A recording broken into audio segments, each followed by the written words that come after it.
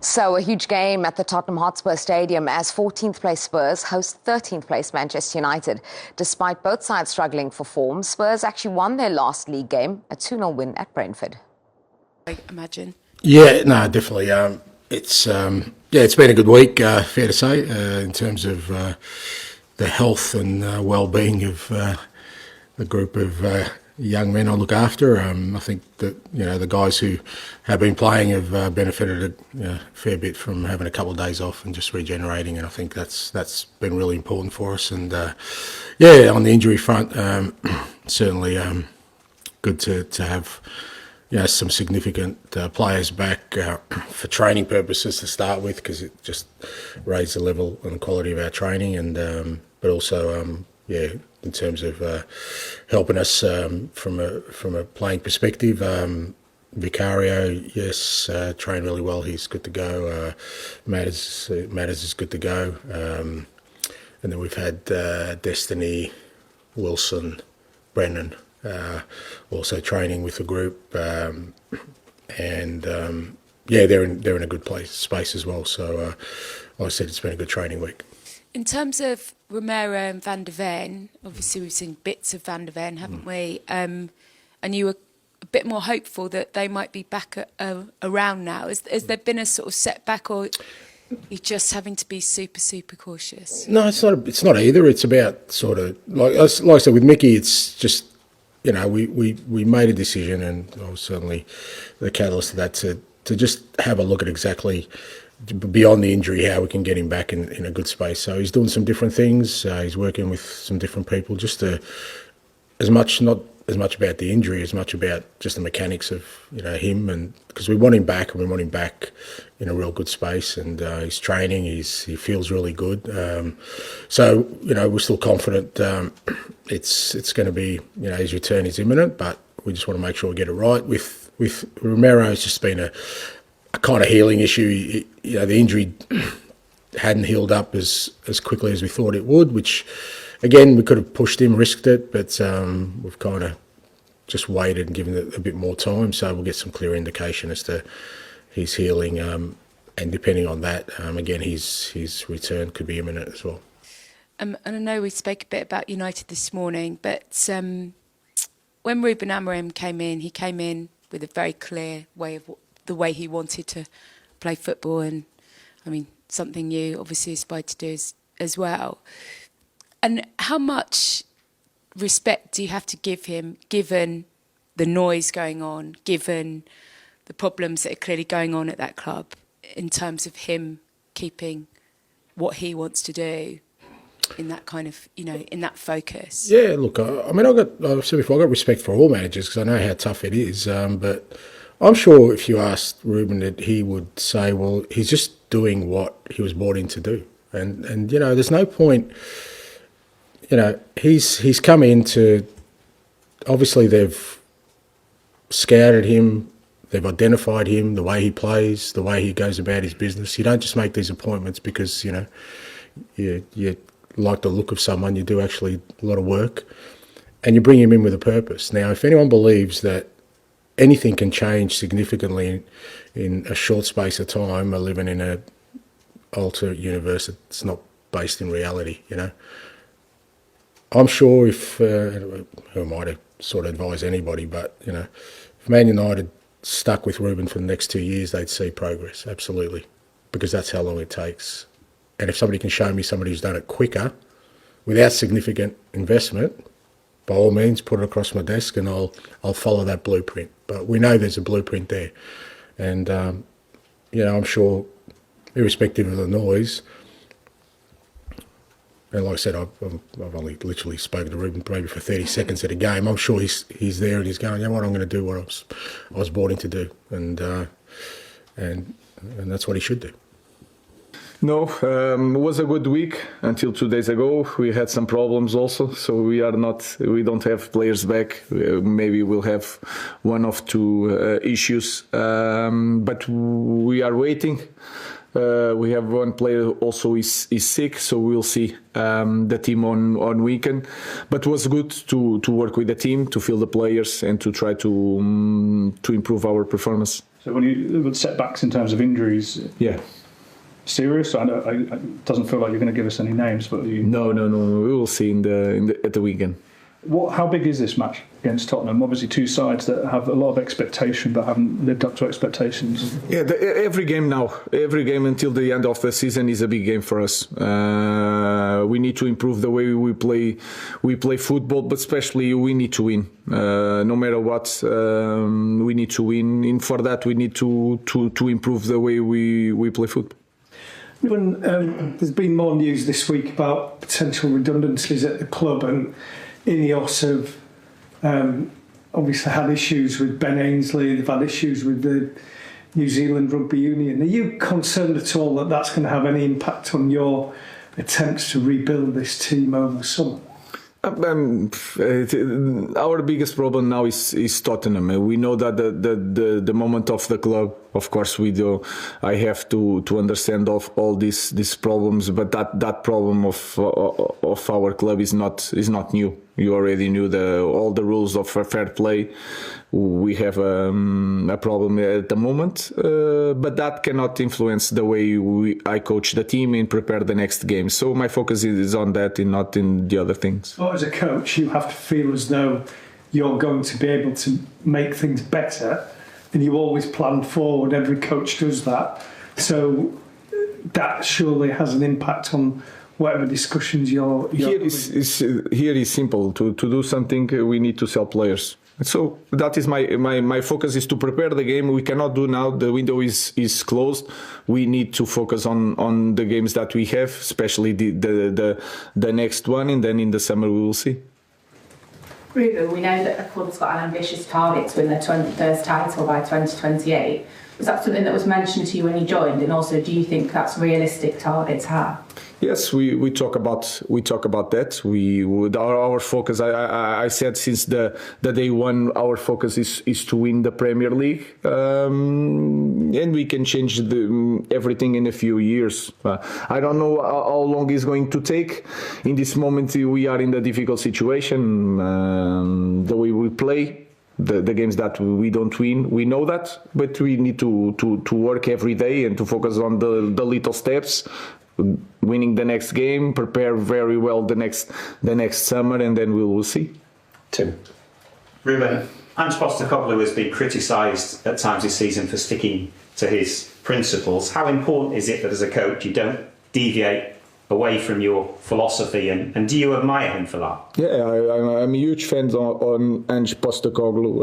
Of course, I'm from a different culture. I'm Portuguese, and you know all the Portuguese coaches, they can adapt, and I adapt. The simple thing is that I use one system in the moment, because I believe if you work on that system, you can play in different system at the same time.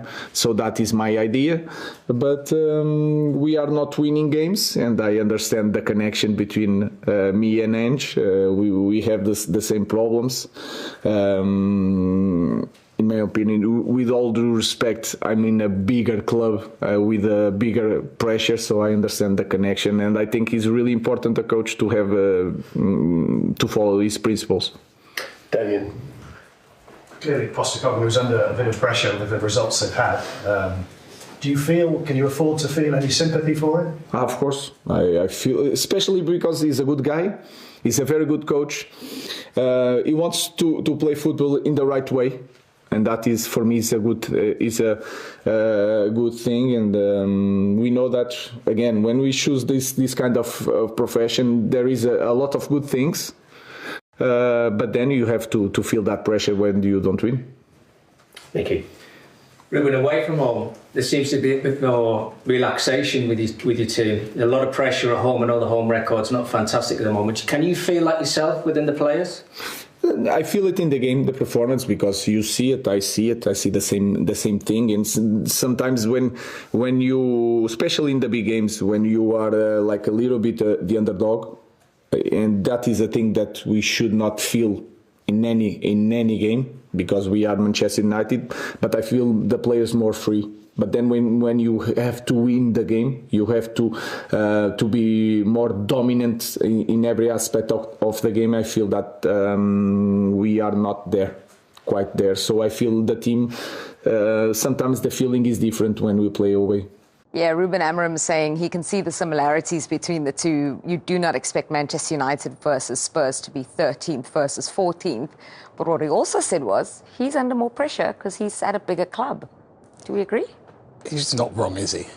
If you're being honest, I think he's wrong. But at the same time, they are kind of fighting to see who stays away from relegation at the minute, aren't they? So regardless of your history, you're in the same position, and I think Ange would be under as much pressure. If it's less pressure, it's because Ange has had about 10 injuries more than him, and which he's having to shuffle. A little poor Archie Gray, correct? He's been playing centre-back, left-back, right-back. He's a centre midfielder, and he's done, for me, a fantastic job in that position. So it's going to be an interesting game. What do you think about the pressure stakes? I think, look, both of them are under pressure. I don't think he's wrong in saying Manchester United. I know Tottenham fans are going to come after me, but you would say they are one of the biggest clubs in the world, Manchester United. So I don't think he's not speaking true facts in that. So, but I think for each of them, they're under immense pressure given their own situations that they're in. But look, it's two teams that have underperformed, and as you said, we didn't expect them to be where they were. And for different reasons, and they both need to find a way out of it. So it will be an interesting game, and you can't call it. You don't know which team for either of them is going to show up in the game, to be brutally honest. Yeah, Manchester United struggles certainly made more of. 4 wins in 13 Premier League games. Since Amorim took over in November, only 5 teams have picked up less points than Manchester United. What's happening? How are they struggling? Not only are they not scoring, I don't think they really create that much. I feel if it ain't Ahmad doing something special or Bruno working his magic, there's not much coming from Xerxes or Højlund, who are meant to be their number 9s, or you don't expect them to score like your 20s, your Salah and your Haaland goals, but you're meant, a team at Man United, you have to be putting up 10, 12, 13 goals between you. You're playing enough games, you have the players in there to create those chances for you to put them away, but for whatever reason, they're just not doing it. And then on the defensive side, they make a little bit of mistakes, Onana sometimes, or defenders, and they're not recovering from those mistakes. I think if they didn't beat City when they came back, I think at one stage of the season they would have been like 3 points off the drop, which for me, for a Man United team, it doesn't matter how good or bad they are, it's insane to hear and see. One thing that you mentioned was Diallo and his moments of magic. No player has scored more goals or provided more assists. 6, Amad Diallo. I think it tells a story that he is the one who's standing out, that they are relying on him. Star player, but when he's played him a little bit higher, he's kind of been restricted out of the game, so he's had to then drop him back into the wing-back areas to give him that space to take players on in that 1v1. But yeah, he has been the bright spark, and I think Garnacho has improved the last couple of games. Obviously, he was linked away, and that I wasn't sure what was going to happen there, because Manchester United, Amorim's come out and said, well, if I want to buy players, I've got to sell players. So, but to be fair to Garnacho, he's been a constant threat the last couple of games and has made a difference. But, you know, but you looked at those goals there that they conceded, so poor. The Newcastle game, tactically got it wrong. They got bullied. You know, the Brighton game there, we watched Matoma, the ball over the top. It's what we saw tonight. So these are trends from other teams that they're not picking up on. So defensively, not good enough. And he knows he's got a lot of work to do. And the thing for me is the transfer. If he's got to sell players to get players in, I think there's not. I don't know how many players want to buy any Man United players and for prices that they want either. Well, since you're talking about transfers, left-back Patrick Dorgu became Ruben Amorim's first signing for United, joining from Lecce for £25 million. He's been speaking ahead of this huge game at Spurs. I know I can improve a lot here, play with better players, and the league is the best in the world, so for me it was quite easy to take the decision, yeah. I already know it's a big club and the players are good. It's just about connecting in the games and getting used to the new system. For me, I was, of course, a little bit nervous because it was my first game, but it was a nice feeling to walk out. It was good atmosphere in the stadium.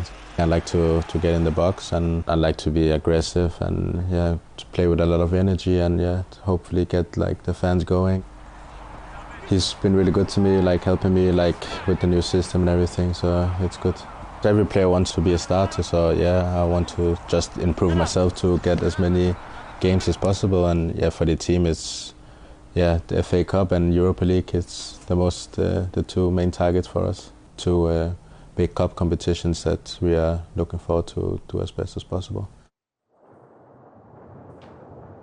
Another thing that Amorim and Ange have in common is sticking to their principles and the way they want to play, and sometimes at the expense of players playing in different positions, perhaps what we saw with Dorgu in his first game. I mean, it baffled me.